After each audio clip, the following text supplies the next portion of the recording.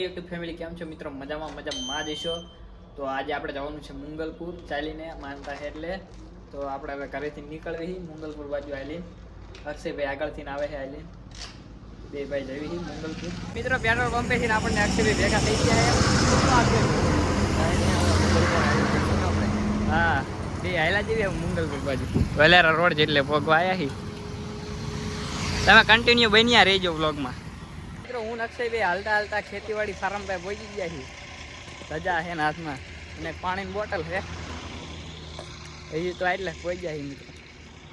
તમે લાસ્ટ સુધી વ્લોગ જોતા રહેજો, સપોર્ટ કરજો, લાઈક કરો, શેર કરો અને આપણી યુટ્યુબ ચેનલને સબસ્ક્રાઈબ કરજો.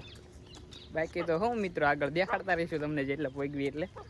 મિત્રો હવે 1-2 કલાક પછી અમે તગડી પહોંચી ગયા છીએ અને હવે રોડે ને હાલવાનું શોર્ટકટ રસ્તો પકડ્યો છે. પાટે ઓરું પડે છે એટલે હવે ડાયરેક્ટ તગડીથી પાટે હાલી જવાનું છે. જો તગડીનું સ્ટેશન. મિત્રો આપણે હવે તગડીનું સ્ટેશન વટી ગયા અને આકરુવાળી ફાટક વટી ગયા છીએ. અને સંજયભાઈ ને રાહુલભાઈ કોકી ત્યાં બી આવ્યા હતા. પાણીની બોટલ લીધી પાસે પાણી દેવા આવ્યા હતા અને માવો કે સિગ્નેચર દેવા આવ્યા હતા એવું કંઈક હતું.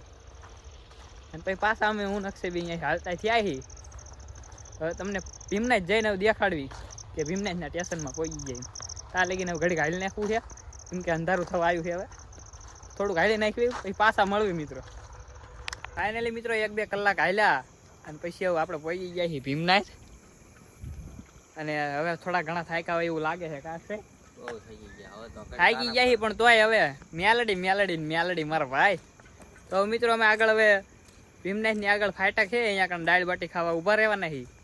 તો અહીંયા જઈને તમને દેખાડશું દાળ બાટી ખાઈને પછી પાછા હાલતા થઈશું મુંગલપુર બાજુ. આજે અડધી રાત તો થવાય નહીં તો પાકું જ છે. કા આજ તો 9-10 તો વાગી જવાના પાકું. હા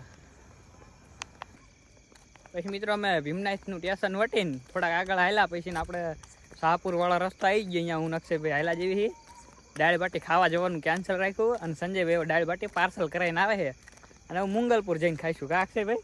હા મુંગલપુર જઈને ખવાય ને કેમ કે અહીંથી રોજ જેવી તો થોડુંક આઘું પડી જતું હતું એટલે હવે ડાયરેક્ટ શાહપુરથી જવા દેવી મુંગલપુર. એટલે 2-3 કિલોમીટરનો ફેર પડતો હોય છે એટલે ડાયરેક્ટ શાહપુરથી હું મુંગલપુર જેવી. તમે વ્લોગમાં બન્યા રહેજો લાસ્ટ સુધી કેમ કે તમે વ્લોગ જોઈશો તો હું વધારે વ્લોગ બનાવશું.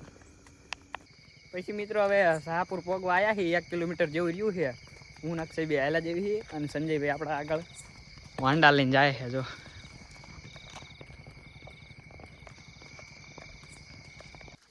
તો મિત્રો આપણે 4-5 કલાકથી ઘરેથી નીકળ્યા હતા અને ફાઇનલી મિત્રો આપણે મુંગલપુર મેલડીમાના મંદિરે પહોંચી ગયા છીએ. જો તમે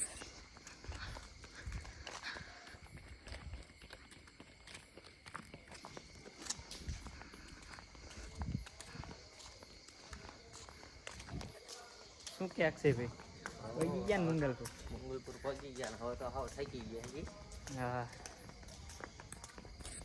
મંદિર દેખાય જોઈ લો.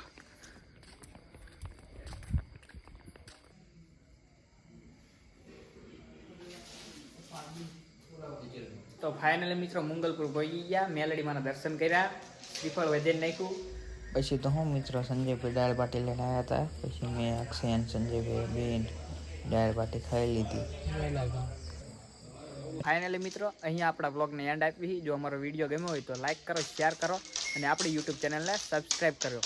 મળીએ હવે નવા બ્લોગમાં. ત્યાં સુધી બધાને જય માતાજી.